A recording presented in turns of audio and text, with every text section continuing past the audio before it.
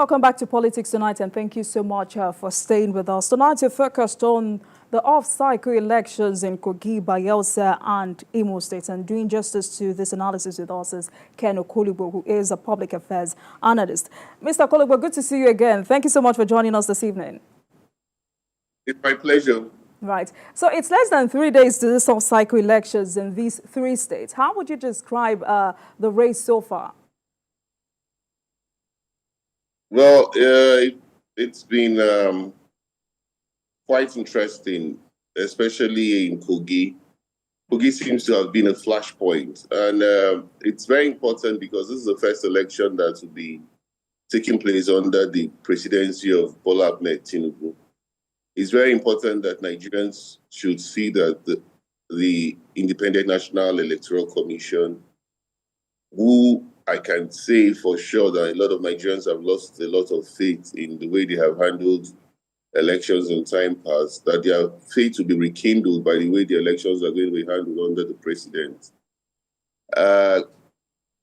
Kogi is very much a place that people want to watch, Kogi and Imo. Bayelsa has also had its own challenges, but the candidates have been campaigning, there's no doubt about it. But at the end of the day, the majority of the votes, and those who make two-thirds in at least two-thirds of the states, are the ones that would be considered to have at least one. So what's important here is for INEC to rekindle the hope of Nigerians in their process of being an arbiter. Because if you look at the majority of the cases that we have at the and also at the Court of Appeal, you realize that so much of this case have been as a result of, and not as a result of, the various political parties. And that is one aspect that INEC would not lose sight of. Because any result that is declared by INEC, there's always that preponderance of it being correct. It's there. A rebuttal will only come when you go to the tribunal or you challenge the process in the court. So looking at the kind of elements that have played out in these 3 states in the past few weeks, I mean, many people are apprehensive that this election will be characterized by violence. How worried about violence are you? Yeah, the build-up in Kogi is quite impressive. But it's a sad development because normally we shouldn't have the army at every point in time being called in. The police are the natural people who are supposed to provide security in situations like this. Especially the fact that these are off-season elections. And so by the time you now see that the military deployment in both Imo, in both Kogi, in both Bayelsa, it tells you the story of how desperate our politicians are. It's worrisome, but if you look at it, the elections are taking place in only 3 states. And elections normally should take place in 36 states. So since these are all off-season elections, it is expected that the Inspector General of Police and the Chief of Army Staff and the National Security Advisor, more importantly, who is going to be put to test in these first elections that are going to be held under his watch, would put everything in place to ensure that the voters are protected. People can come out to exercise their franchise without fear and without intimidation. And the votes will count because the process of voting starts from that 8 o'clock in the morning when you start accreditation up until 3 p.m. most likely when most of voting ends. So a lot depends on the circumstances. So, I mean, INEC has said it is doing everything possible to make these elections as credible enough. But when you look at all of these preparations and administration, how would you rate INEC's preparation? Well, they've told us that the non-sensitive and the sensitive materials have arrived all the states. They said they have recruited thousands of ad hoc staffs, more or less like those who are going just to be used for the quasi-election purpose. And they have also the INEC staffs. So every time INEC tells you they're ready, but by the time the elections finish, politicians will naturally cry out anyway. Though some of them are bad losers. But INEC should at least upload these results on their IREF portal.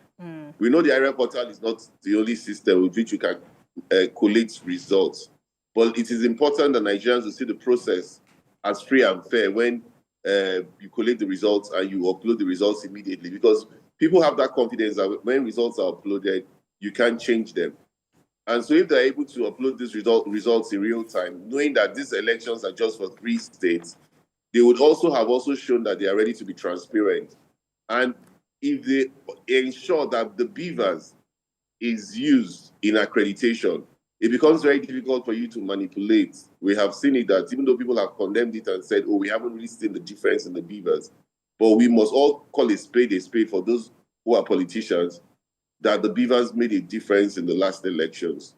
So those are the things that they must ensure. And again, the machines should not fail, because we expect this to be just 3 states. So we're not talking about 36 states of the Federation. So INEC has an uphill task to ensure that these 3 things work, at least to a large extent, that people can see and accept it, that these votes, or the votes that have emanated from the elections of November 11th, are seen as credible, and to a large extent is acceptable to the majority of those who would have participated in the process. All right, so to add to what you have said, INEC has promised to upload results on IREF this time, but how do you advise electorate to manage their expectations? What the electorates will do is a lot depends on them. First, you must leave very early in the morning. If you really want to cast your vote for the candidate of your choice, you have to leave your house very early in the morning. You have to be patient enough to go through accreditation. After voting, there's always that advice that you should wait to ensure that your votes count and your votes are uploaded before you go. Because once your votes have been uploaded, it becomes very difficult for even the politicians to change the figures during collation. Because most of the time, when these changes happen is at the collation center. The form EC8A is the most important form in the process of any election. Once you can have your form EC8A, which is given to your agents, you can even sure out winning your case. I mean, you don't expect that you want to go to court, you want to win your elections on the same day. But once you have your form EC8A, even before collation is done, you can tell if you have won the elections or you have lost the elections. So you must ensure that you have agents who are also credible. Because in some cases, these agents are bought over. And when these agents are bought over, you find that some of them will not even come with the EC8A results. So those are the processes that the voters must also put in place to ensure they give credibility to the process. All right, Mr. Okolugbo, kindly hold on while I bring in my second guest. He is Julius Bokoru, the Secretary, APC Campaign Council, Media and Publicity Directorate, Bayelsa State. Thank you so much for joining us, Mr. Julius. Welcome to Politics Tonight. Yeah. Right, so it's less than 3 days to the off-cycle elections in Bayelsa, Imo, and Kogi State. How will you describe the race so far in Bayelsa State? What is happening in Bayelsa State is a march for liberation. This is clearly more than an election, because the people have had 4 difficult years. The poverty level, the insecurity, and the general instability. So people are coming out en masse. It is a movement. It is a project by the people of Bayelsa State to liberate the states they love. So looking at November 11th, it is just a time for us to, as Bayelsans, make a statement that we cannot be a people who would tolerate anything subhuman. So I feel that that election is a liberation. It's more than an election. It's a movement. We are driving ourselves to development. We are taking the destiny of our states in our hands. So everything is looking very good. So let me direct this question to you. Many people are apprehensive that this election in your state will be characterized by violence. How worried are you?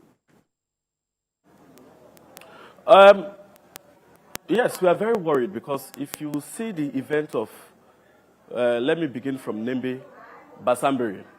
Last month, the IGP's SWAT team had to move in to chase out criminals that were there in Nembe Basambiri. They turned it to a banana republic, chased out paramount rulers, and turned the whole community upside down. And then the IGP and his team moved in and placed everywhere in order. Now, a few days ago, we had an event at Okolugbo Pukuma local government area where thugs loyal to the state government went in and assaulted our supporters. So while on the one hand, they are looking at courts to hand over victory, on the other hand, which is like some sort of a plan B, they are hoping on violence. Violence is like a policy. So we are very worried. A peace accord between Chief Timothy Silva and Governor Diri was signed today, but we are very worried. Can they keep up to that peace accord? Can they act out of anxiety? Can they allow Bayelsans to go out and express their franchise? We are very worried about it, and we want the entire country to look into the case of Bayelsa State. We are concerned. Okay, so if a peace accord has been signed today, why are you still worried? What exactly are the issues? No, because we have a state government that is notoriously known for not keeping to agreements. So how do we know they will keep up to that agreement? How do we know they will not act out of threat, out of worry? They are the government in power. So naturally, they are a bit more apprehensive and more aggressive than we can ever be. We are the opposition party in this state. So how do we know their anxiety will not get the better of them? Because I've just mentioned the case of Nembe Basambiri. It took the IG to stop the carnage and the Stone Age things that were going on there. We have the case of Okolugbo Pukuma. So we have credible, concrete evidence to show that these people have always been out for violence. And then they come up with this peace accord. Well, I'm very optimistic something can come out of it, but we should all hold ourselves to some account. The country should look at Bayelsa State, look at that peace accord, and we should all be truthful to what we have signed today. Nobody should invest in violence. We have records and reports of guns being bought, of thugs being brought into Bayelsa State to cause mayhem at the eve of the election, during the elections, and after the elections. So we are just hoping that some cosmic act of a miracle will stop, will put them in check. All right. But when this issue of violence was raised at the peace accord ceremony, the ruling party claimed there was arms build-up in the local government of the APC candidates. How will you react to this?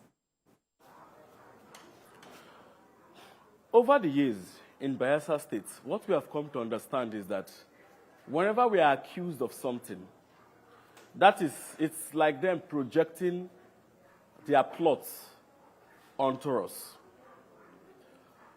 We are being accused, but if you were reading the news, you would find that a few days ago, our party issued a press statement. In fact, we have issued 2 press statements. There was a viral video of our supporter beaten and bloodied at Kolokuma. Of course, the case of Nembe Basambiri is still there.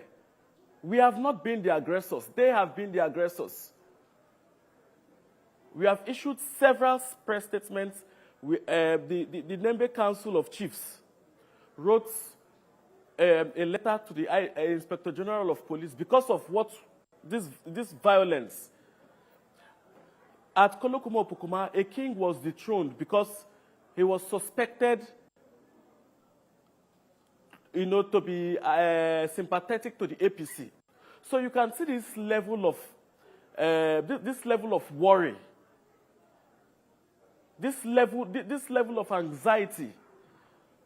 So I'm not very sure that they can keep up to that peace agreement. I am not very sure. Right. They feel they have too much to lose. But this is not about what you can lose. This is about our state. We are all Bayelsans. So if you kill everybody in Bayelsa State, who are the people you are going to rule over? But how united is your party ahead of this election? Very united. Very, very united. We have all our stakeholders working for us. And most importantly, we have the people. This is a people's project, and the people have keyed in with us.